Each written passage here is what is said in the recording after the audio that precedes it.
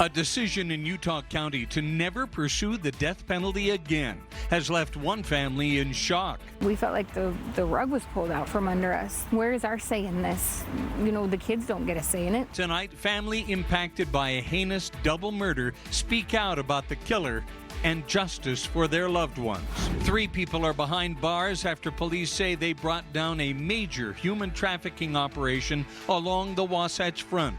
The clues it took to make the bust. Tracking hazy sunshine here across Utah, but coming up, a chance for rain, a cool down, and an improvement to our air quality. Temperatures are still in the 90s, but winter is right around the corner coming up. We'll take a look at some of the work that the Utah Avalanche Center does to keep people safe in the backcountry. It's rivalry week. Tonight, a player with deep ties to both teams explains why he went from BYU blue to Utah red. Live from Utah's news leader, Fox 13 News at 9, starts right now. Good evening, everyone. I'm Bob Evans. Kelly is off tonight. A huge sting operation across Salt Lake and Utah counties ends with several massage parlors busted and 2 people in custody believed to be involved in a human trafficking ring. This morning, several law enforcement agencies swooped in on more than a dozen or a half dozen massage businesses and homes related to the ring in Salt Lake City, West Valley City, Taylorsville, and American Fork. Fox 13 News went on an exclusive ride-along to some of those locations. Lauren Steinbrecher joins us live in studio to show us what unfolded. Lauren. Yeah, Bob, we're told this bust today came after spending months carefully connecting the dots between the several businesses to take down one multi-county criminal enterprise. It's a careful stakeout, watching as a man pulls up to head inside Magic Massage in Salt Lake City. Investigators wait for the right moment to strike. Oh, there he goes in. Before they quickly move in. Take down all of the players and take the bite out of the crime, so to speak. What started as one tip a Taylorsville detective received about a massage parlor turned into busting this business and several others all at the same time. This was a part of a lengthy investigation. It's been going on for several months, actually. Oftentimes they cross borders. The locations are all over the valley. Places in Salt Lake and Utah counties offering more than just massages and serving as a front for human and sex trafficking, the Utah Attorney General's office says. The women were being moved from one parlor to another, but it was a large group of women that they just rotated around under this enterprise. Between the parlors and a Salt Lake City home, detectives seize $100,000 cash and arrest 3 people on a handful of charges related to the trafficking operation. Chief of Investigations Leo Lucy explains the victims in these rings are usually tricked into thinking they're coming to the U.S. for a legitimate job and a better life. Many of them are smuggled in from China through various means and avenues. Usually their documents are seized from them. They're basically in servitude. Their food, their shelter, their employment is all being controlled by these individuals. But on this day, Do you need an interpreter at all? that all ends. Lucy says they identified more than a dozen victims and started the process of getting them help. It's very complex, it's very resource intensive, but it's also extremely worthwhile when you see these young women hopefully getting a better start at something that they intended to come here for. Now, the 3 people arrested are facing several charges. Those include exploitation of a prostitute, aiding prostitution, and money laundering. Live in studio, Lauren Steinbrecher, Fox 13 News, Utah. Lauren, thank you. If you have been the victim of sexual harassment or assault, there are resources to help you. The Utah Coalition Against Sexual Assault has a mobile app and 24-hour crisis line. And RAIN, the nation's largest anti-sexual violence organization, has chat and phone lines open 24/7. Learn more at fox13now.com. Today marked 1 year since the devastating windstorm that swept through parts of northern Utah.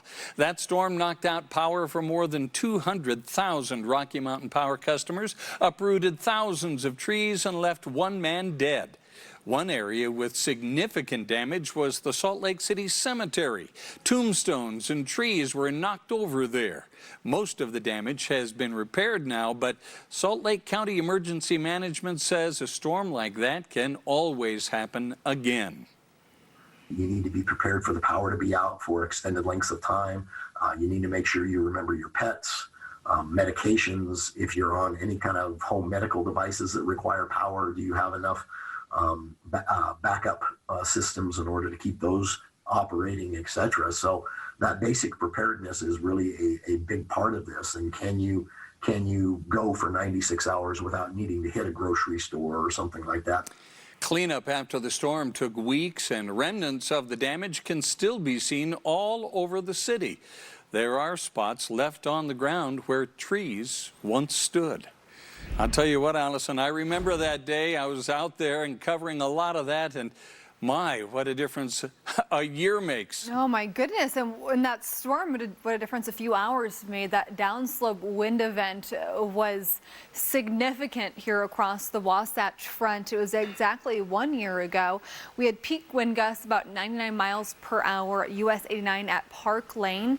Now, compared to our 2011 downslope wind event that we actually had a few stronger wind gusts, a few miles per hour stronger, up to about 103. But the difference with this one was we had a larger area and population that was impacted. We had one fatality and several injuries, thousands of toppled trees.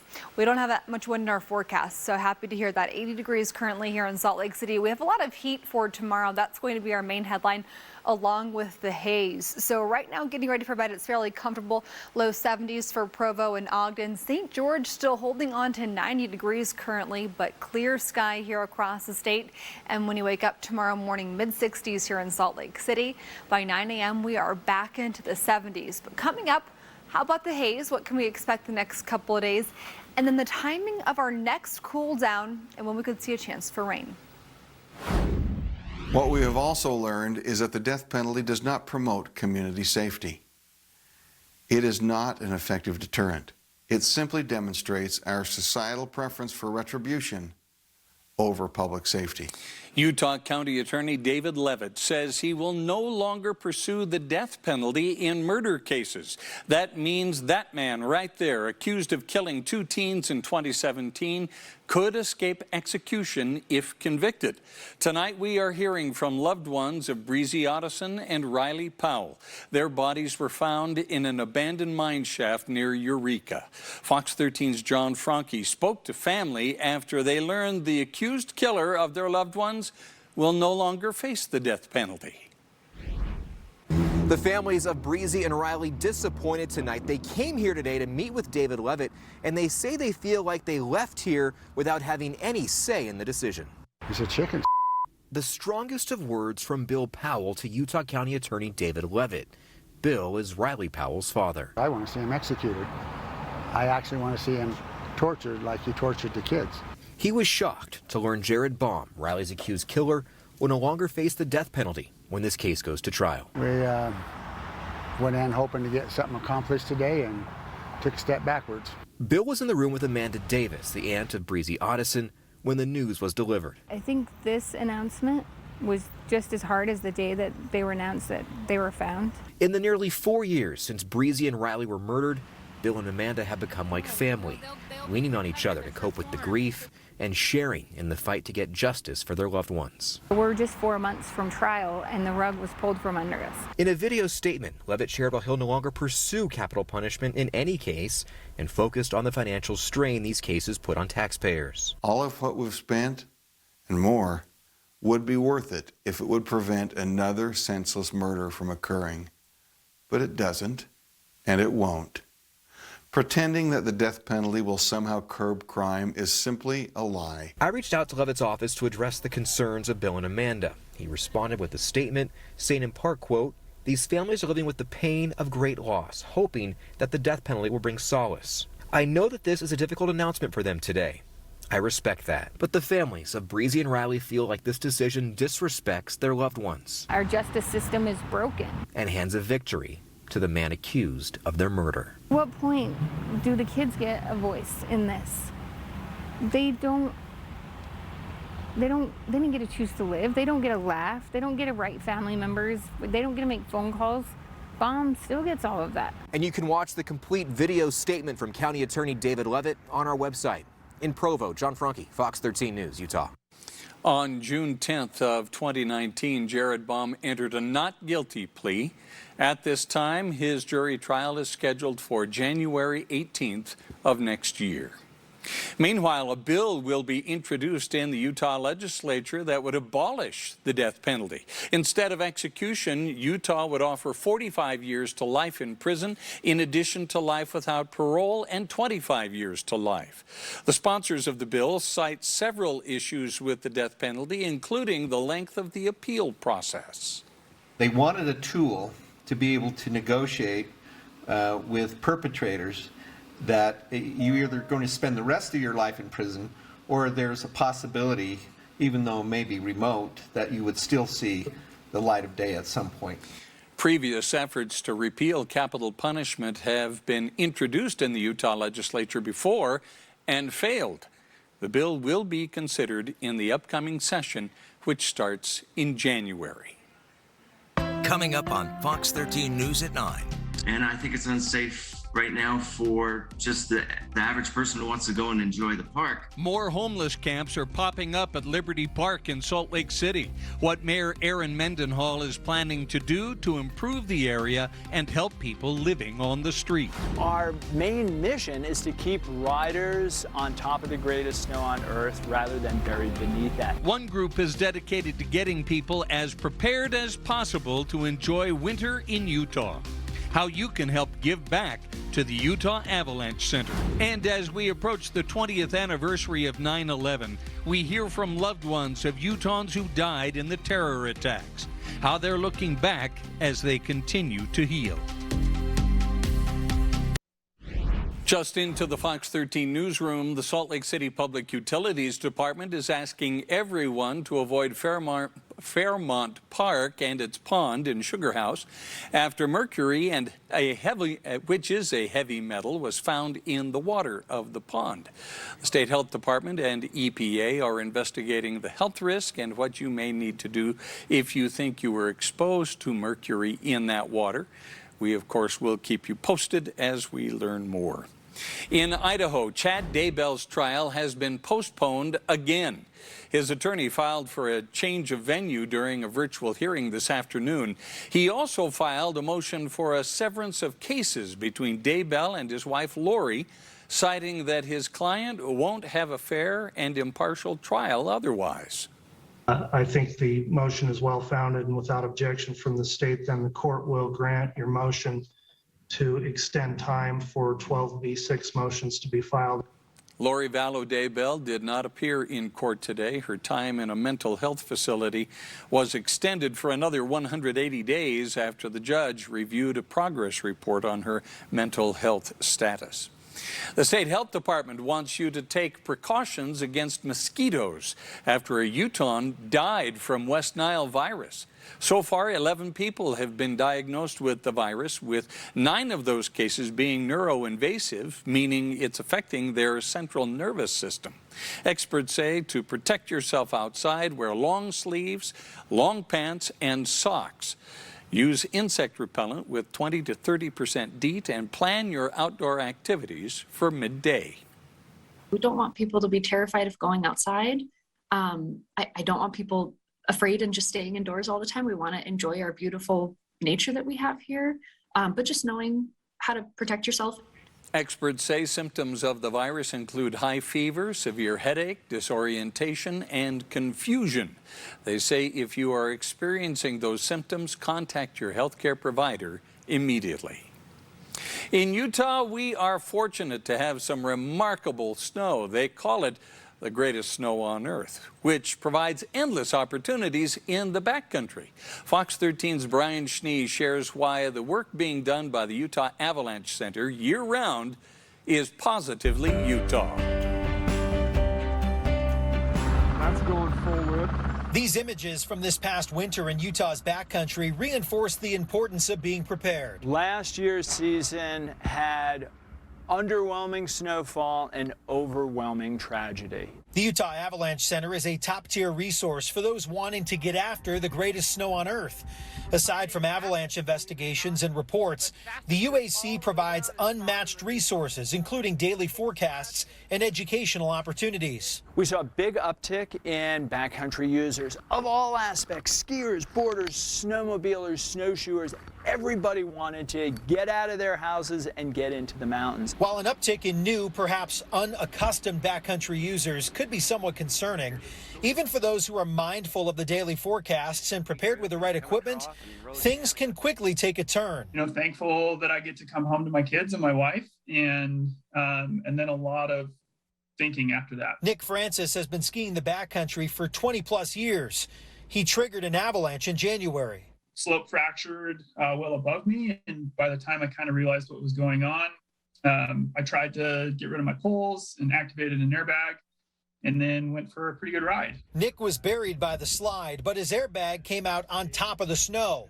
Others in his group were able to come by and dig him out. I was 20 plus years in the backcountry and still had an accident that I look back at and say, boy, I made wrong choice after wrong choice after wrong choice. And none of them were big, but the cumulative effect was, you know, I got buried. Like many backcountry users, Nick uses those resources provided by the UAC to enjoy the snow responsibly. We have access to, you know, arguably one of the best avalanche resources in the country, if not the world, in Utah here. And it serves as a good reminder, even though we're still months away from winter, to start brushing up on your avalanche gear and education now. Our main mission is to keep riders on top of the greatest snow on Earth rather than buried beneath that. The 28th annual Backcountry Benefit will take place Thursday night here at the Black Diamond headquarters in Holiday. Proceeds from the event go to the Avalanche Center for Education and Awareness. You can learn more about the event on our website, fox13now.com. Reporting in Holiday, Brian Schnee, Fox 13 News, Utah. Almost refreshing to see all that snow. Of course, avalanche safety is a serious subject, but absolutely. We're on the other end of the spectrum with the hot and hazy skies. I know, and we had some record high temperatures here across the state today. Now, Kanab came in just shy of 100 degrees. 99 was the high today, and that set a new record. Provo, BYU also set a record at 95. Kodachrome Basin, 94, and City Creek Canyon setting a new record at 90 degrees today. Now, we do have high pressure still in charge, so we're seeing a clockwise motion from our upper levels. Now, we're going to end up with quite a bit of smoke in the forecast for the next couple of days, but improving likely by Friday. But this evening, we do have moderate smoke here across the entire state. And here's the view right now from Salt Lake City, from our Oker Cam of Salt Lake City, I should say. Temperatures currently 80 degrees with your wind out of the east at 5 miles per hour. Now, our temperatures here across the state, it's still really hot in St. George at 90, but the temperatures for tomorrow will be the bigger story. We're under mostly clear sky this evening. Logan, Ogden, Salt Lake, Harriman, Lehigh, down through Provo, Santaquin, Wasatch back, clear sky. And for southern Utah, southwestern Utah, that's where we're going to see a chance for some rain to start moving in late in the day tomorrow. So tomorrow morning here in Salt Lake, temperatures about 65 degrees into the 70s by 9 a.m. And then by 11 o'clock in the morning, we are back into the 80s and will be into the 90s during the second half of the day. So 6 a.m. temperatures mid-60s for Salt Lake and Ogden, Provo upper 50s tomorrow morning. And by tomorrow afternoon, temperatures will be about 95 to 100 for Ogden and Salt Lake, low 90s for Provo and Logan, and a chance for some rain to move into southwestern Utah. In addition to the chance for some rain across southern Utah tomorrow, we're going to end up with our elevated fire concerns for all of Nevada, essentially up into Idaho and Wyoming, and some critical fire weather up into Idaho. So as we look at futurecast here across the region, we're going to end up pulling more moisture in, mostly into Nevada and California tomorrow, but you'll notice by tomorrow at 8 p.m., so tomorrow night right after dinner, starting to get ready for bed, Got a chance for some rain to move into southwestern Utah. Could see a few thunderstorms and then a chance for some rain, a little more spotty across the state come late in the day on Friday. So St. George, you're close to 100 to 105 for Thursday. For tomorrow, after that, you're close to 100 degrees for the rest of the 7-day forecast. And for Salt Lake City, our temperatures tomorrow, upper 90s, areas of patchy smoke. By Friday, we'll have a chance for some isolated thunderstorms.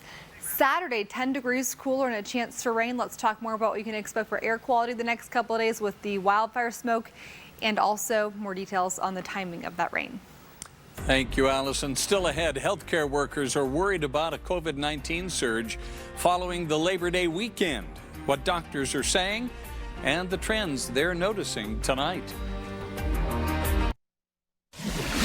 8 more Utahns have lost their lives to the virus, COVID-19, since yesterday. One person was between 15 and 24 years old. More than 1,500 new cases were reported today, and more than 480 Utahns are now hospitalized with COVID-19. The state did not report new vaccination data today. Officials say the data is undergoing a quality analysis. They hope updated vaccine numbers will be reported tomorrow. Utah healthcare professionals are bracing for a rise in COVID cases after the Labor Day weekend. Thousands of Utahns traveled out of the state. Doctors are urging everyone to get vaccinated as soon as possible and that everyone return to basic practices such as masking up, social distancing, and good hygiene. Historically, anytime we've had holidays and gatherings, we have an increase in case counts in the community. And we're bracing for that. I think we expect that over the next couple of weeks, we likely will see increased numbers of new cases, and new cases then lead to new hospitalizations. Doctors say besides COVID, allergies are flaring up and the air quality is bad right now, making it difficult sometimes to tell whether a person has COVID. Doctors say if respiratory symptoms pop up, you should get tested. Every single effort just really touched my heart. A young Utah man killed in the terror attacks of 9/11. And tonight his family shares their loss and what it means for them over the last 20 years. Another Utah school district has joined a mass action federal lawsuit against Juul Labs. We'll explain how the district hopes that this will put an end to the vaping epidemic. Ramping up for Rivalry Week. A football family has bled both red and blue for years. I think going down there will be weird. But one of them, Devin Kafusi, is crossing the line. Why he left the Cougars to play for the Utes.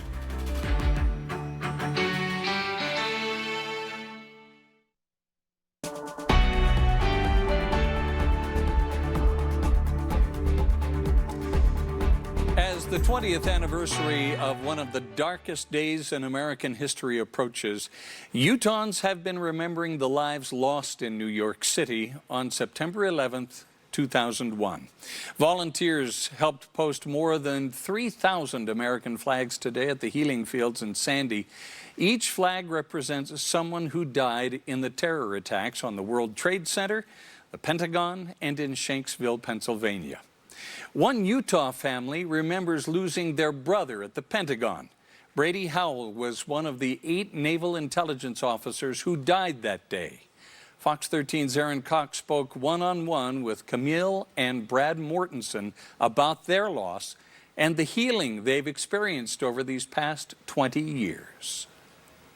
He was civilian for the Navy. Pictures in a scrapbook. I mean, he just was fun. Moments captured in time. Camille and Brady were really close. Did he end up on our first date with us? I think somehow, too. I mean, that's how close they were. Memories sweet to recall. I think one of Brady's best traits is that he was a friend to everybody. And the stories too good to not share. He started this lumberjack club. He felt bad that no one went to the women's games, the women's basketball games, and everyone went to the guys. So he got all of his friends to dress up in flannel shirts, and they took chainsaws with the chain out, but they had nothing to do with our mascot, but it was fun and energetic. And so they went and made the student section of the Lumberjacks at the women's game, and pretty soon, like, the whole student body was there cheering on the girls. Camille Mortensen is Brady Howell's older sister by 3 years. She watched him move away from their hometown in Idaho for school at Utah State University. Brady then went on to get a master's degree at Syracuse University. It was on the East Coast where Brady and his wife of 5 years were living. He was part of the Office of Naval Intelligence. They were mobilizing to figure out what the attacks were about and everything when the Pentagon got struck. Brady was there that day. The plane that hit the Pentagon totally took out that whole unit. Everyone that he was working with that day, they were all killed. Oh my God. When it got dark, we hadn't heard anything from Brady all that day and didn't really know where his office was in the Pentagon compared to where the impact zone was. Brad stayed with their 3 kids while Camille went to D.C. It was, of course, really hard to get that knock at the door, but I am really grateful for the Navy and the military that made the best of a really bad situation. But more than remembering the horrors of that day, Camille says she remembers September 12th. Build-A-Bears were sent for all of Brady's nieces and nephews, so everyone got a Build-A-Bear. And I don't know, just really touched my heart and meant a lot to my parents. Flags and memorials lined their hometown to welcome Brady home. Community coming together and that support meant so much.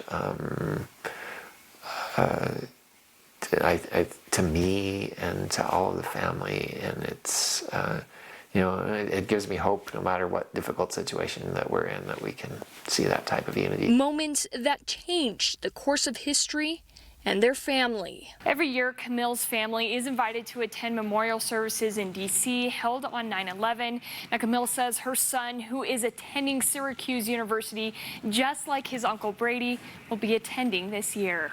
In studio, Aaron Cox, Fox 13 News, Utah.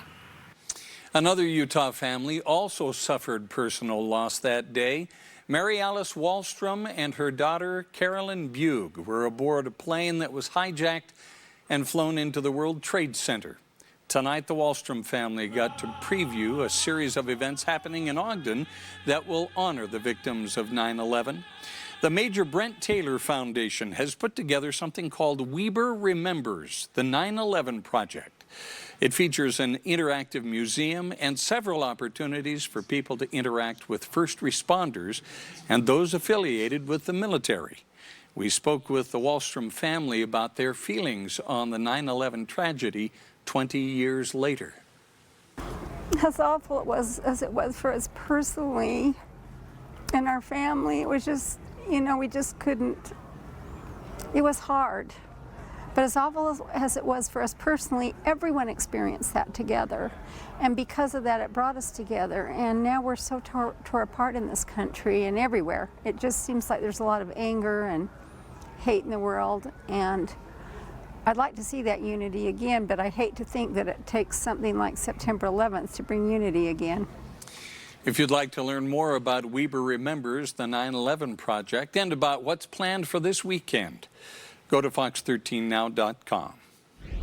A member of the Sandy Police Department SWAT team is recovering tonight after being shot early this morning. It happened when officers were serving a search warrant at the Arcadia Apartments. The suspect in this case was also shot. Both are expected to be okay. A woman in the apartment was detained for questioning. It is not clear yet whether she will face criminal charges too. Liberty Park in Salt Lake City is known for Sunday drum circles, splash pads, and the Tracy Aviary. See how it has changed recently and why neighbors do not feel safe. And coming up, I'm tracking the haze here across the state. So we'll talk about the smoke the next few days, but also a major cool down and a chance for rain. The timing coming up. Just getting to where we had a nice park, and now I don't feel that it's that nice, that safe, that clean anymore. The number of homeless camps at Salt Lake City's Liberty Park is growing, and neighbors say they don't feel safe in the park anymore. Fox 13's Spencer Joseph went to the park today and looks at what the city is doing to help the people camping there. Liberty Park is one of the staples of the Salt Lake City community. It's great for running. They have a little running trail. It seems like a very family-friendly park. The aviary is there. But more tents are starting to appear in the park, and that has some residents worried. Well, I walk my dogs or run my dogs there just about every day, and I live only a few blocks away. This is Don Tower, and he's noticed a lot more people camping in the park. But with that, he's noticed an increase in problems like crime, trash, and drug use, too. Right around the youth center, which is pretty much in the middle of the park. Tower has even used the non-emergency line, an app for the park, to report the issues he's seeing. It just seems like there's nothing getting done. Nobody's coming to check to see if something shady's going on or not. And those issues extend into his neighborhood as well. We've noticed some break-ins, cars being rummaged through that people forget to lock their cars. But he admits this is a complicated problem. And I certainly feel for the homeless and their situation. I don't know the solution, and I don't think anybody really does it. And we've got to start to balance this out. Mayor Mendenhall spoke passionately about this topic Tuesday, calling on other cities in the Salt Lake Valley to start helping out. In the beginning of August, the city also started targeted homeless camp enforcement, but that also could be driving people to other parks. We knew that would happen. We knew that would happen. When you relocate an encampment, those that don't take services or housing, they need to go somewhere. We look at the data, we look where people are, people that are calling us, the community is calling us, and we respond appropriately. But it's not always just to make that arrest. We go with our social workers and services. Whatever the solution is, for residents around Liberty Park, they hope this is a trend that doesn't continue. I think it's probably unsafe for the homeless. I think it's unsafe for the park workers. And I think it's unsafe right now for just the average person who wants to go and enjoy the park.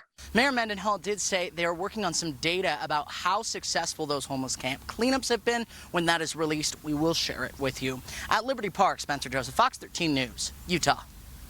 Still ahead, another Utah school district joins a lawsuit against one of the nation's largest vape manufacturers when they're expected to go to trial.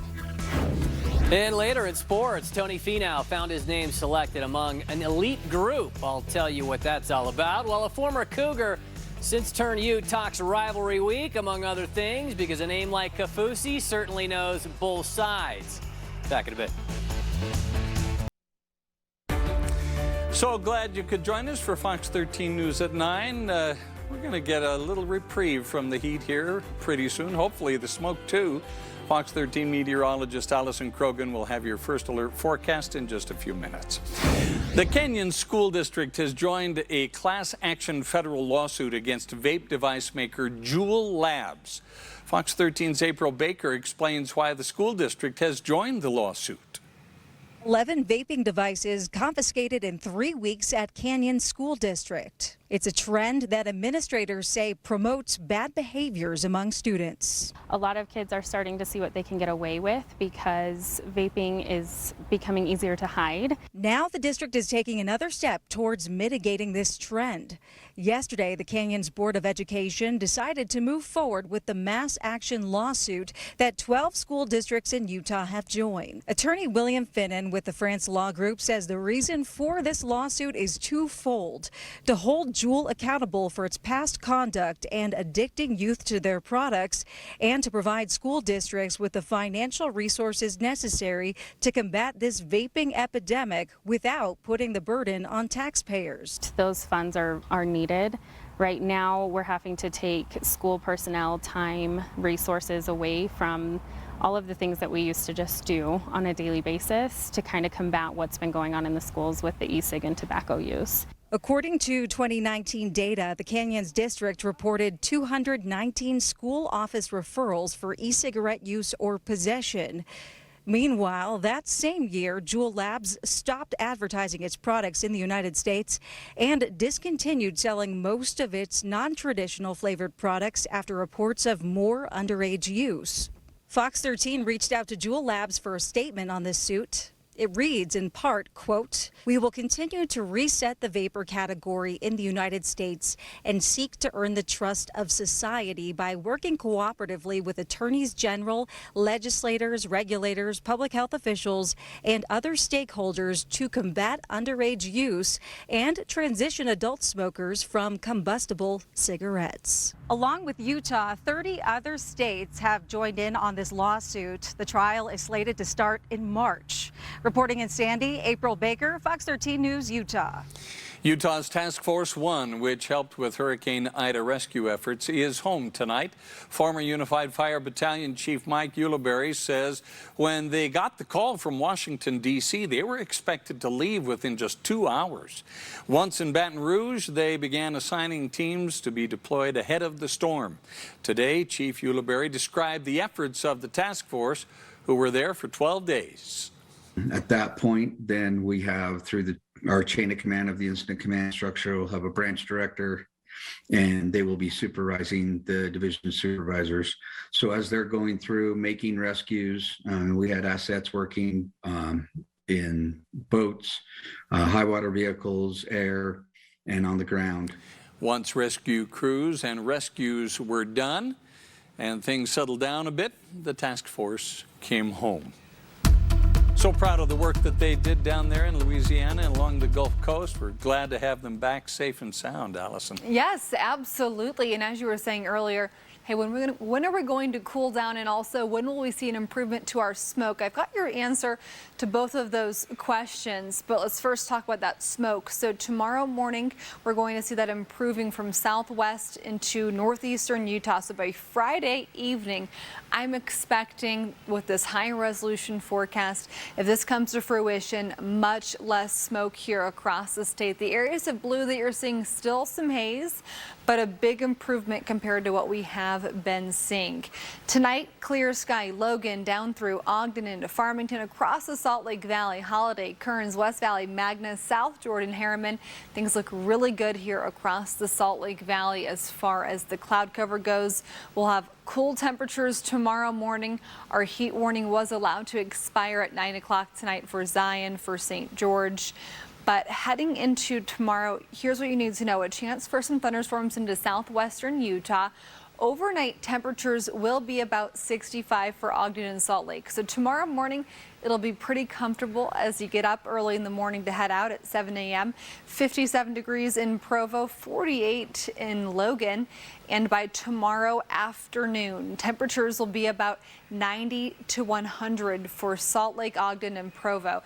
So it's going to be a hot day tomorrow. Then we're going to cool down heading into this weekend. But for Cedar City, St. George, tomorrow you're going to start seeing a chance for a few showers to develop second half of the day, so late in the day.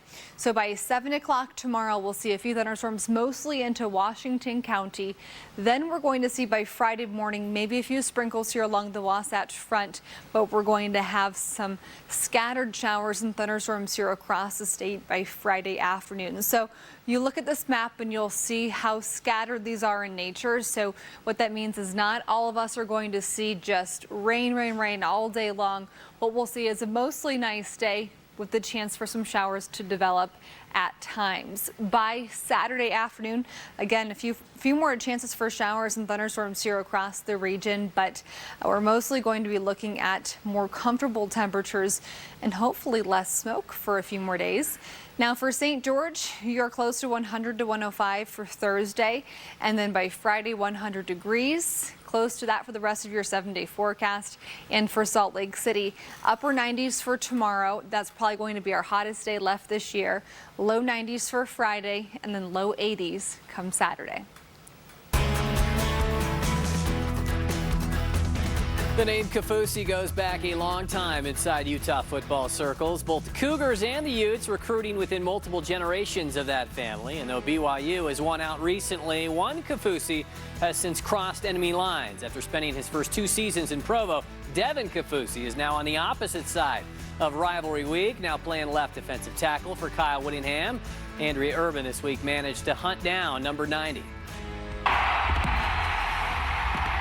this your first time playing in LaVell Edwards Stadium in red? Yes, really just excited. I think going down there will be weird in the sense of I'm staying at the visitor hotel, you know, going to the visitor locker room, warming up on the other side. Being in that stadium in red is going to be, I'm thinking it's going to be weird, but I know when I'm there in that moment doing that, it's going to be kind of like a full circle. You got family, friends coming. Are they wearing red or blue? Oh yeah, they'll be in red. I'll be sure to get my dad some red, even my mom. You know, she got invited to watch it with President Worthen, and I was like, you better be wearing red up in that box. My dad played at BYU. Met my mom there. She's a Cougarette. My dad starting his coaching career actually started up here at the University of Utah. And then he took the job to BYU, and that's where, you know, I've been and grew up down in Provo. And all I could think about is where my family came from, starting with my grandparents coming from Tonga. Their whole reason was to, you know, have us have a better life here, and education was the #1 goal, and sports was able to open that door for us. You know, me kind of at the end of it right now, you know, there's more Kafusis to come. I can't help but just feel grateful. My time at BYU, my family, being up here, hearing stories of my extended family up here. I'm just super grateful for, you know, what both programs have